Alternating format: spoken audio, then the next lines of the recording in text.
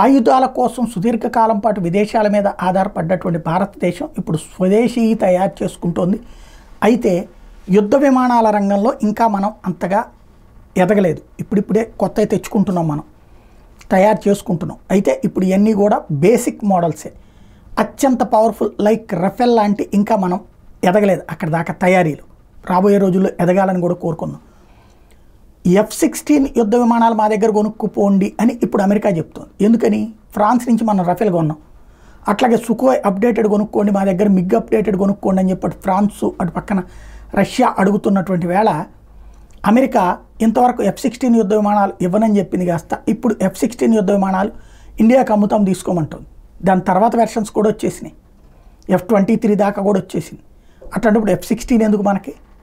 ఇది అమెరికాకి సంబంధించినటువంటి మేజర్ జనరల్ తాజాగా డేవిడ్ ఏ పిఫారియో ఈ విషయాన్ని ప్రకటించారు. కాకపోతే అది ఇండియా చాయిస్ అని ప్రకటించారు. ఇండియాకి ఇదివరకే తెలుసు, కానీ మన భౌగోళిక పరిస్థితులు, మన చుట్టూ ఉన్నటువంటి చైనా, పాకిస్తాన్, ఈ పరిస్థితులు మనకున్న థ్రెట్ రీత్యా చూస్తే రఫేలే బెటర్ అన్నటువంటిదే కొనుగోలుకు కారణమైంది.